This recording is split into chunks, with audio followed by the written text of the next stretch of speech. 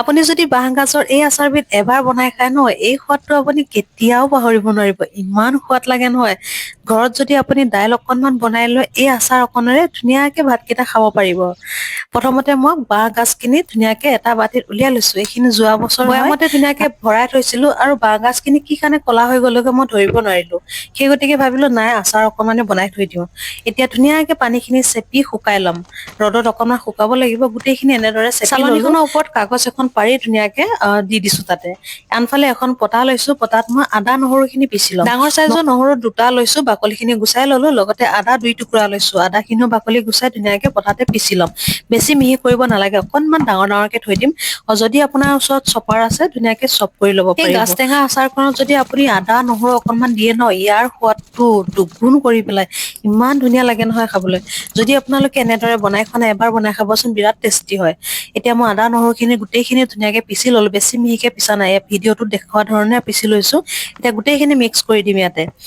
ডলাখনত মই একেলগে গাজ টেঙাখিনিৰ লগত দি দিছো। এতিয়া মই সৰু চামুচেৰে এচামুচ হালধি পাউডাৰ দিছো আৰু সোৱাদ অনুসৰি অকনমান নিমখ দি ধুনীয়াকে মিক্স কৰি দিম।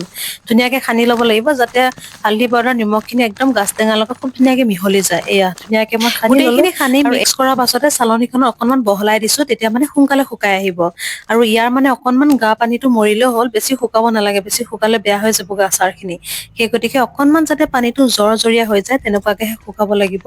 এতিয়া ধুনীয়াকে মই ৰ'দত দিম। 2 দিন ৰ'দত দিছো, যিহেতু ৰ'দটো ঢিলা সেই গতিকে 2 দিন ৰ'দত দিব লগা হৈছে। এয়া 2 দিন ৰ'দত দিয়াৰ পাছতে ধুনীয়া জৰ-জৰীয়া হৈ আহিছে। আৰু নহৰুখিনি বেছিও শুকাই যোৱা নাই, গাজ টেঙাখিনিও শুকোৱা নাই। আৰু আনফালে আকৌ কেঁচা জলকীয়া ধুনীয়াকে কাটি লৈছো মাজতে। কেঁচা জলকীয়া কেইটা মই ৰ'দত দিয়া নাই কিন্তু।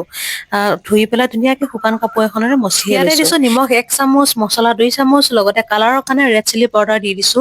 মছলাখিনি মই আগতে বনাই ধুনীয়াকে বৈয়ামত ভৰাই থৈছিলো, গতিকে দেখুওৱা নহ'লগৈ কি কি মছলা দিছো। মই আপোনালোকৰ স্ক্ৰীনত ধুনীয়াকে লিখি দিম, আপোনালোকে চাব পাৰিব। তাৰ পাছতে মই গৰম কৰি লোৱা তেল অকনমান দি দিছো। গৰম তেলতে কেইটামান পাঁচফোৰণ দিছিলো। তেলখিনি যেতিয়া চুব পৰা হৈছে তেতিয়া মই ইয়াতে ঢালি দিছো। ধুনীয়াকে আচাৰখিনি মিক্স কৰি এতিয়া বৈয়ামত ভৰাই ল'ম। বৈয়ামটো ধুই একদম কটন কাপোৰ এখনেৰে মচি লৈছো, ধুনীয়াকে পানীখিনি মচি এতিয়া আচাৰখিনি বৈয়ামত ধুনীয়াকে ভৰাই দিলো। ইয়াতে তেল কমিছে, মই পিছত আৰু অলপ দি দিম তেল। আৰু তেলটো অকনমান জিপজিপীয়া হৈ থাকিলে মানে আচাৰখিনি বহুত দিনলৈ ধুনীয়া হৈ থাকে। এইয়া দেখিছেনে কিমান ধুনীয়া হৈছে। আৰু এই আচাৰবিধ আপুনি এবাৰ বনাই খাব, একদম মিছ নকৰিব, বিৰাট টেষ্টি হয়। এয়া দেখিছেনে কেঁচা জলকীয়া কেইটা ধুনীয়াকে একদম মজিব লাগিব, তেতিয়া খাব আৰু এই আচাৰকণ। বাৰু ভিডিঅ'টো কেনেকুৱা পালে এবাৰ নিশ্চয় জনাব। যদি ভাল লাগিছে এটা লাইক কমেন্ট কৰি দিব, আৰু লগতে ভিডিঅ'টো শ্বেয়াৰ কৰিবলৈ একেবাৰে নাপাহৰিব।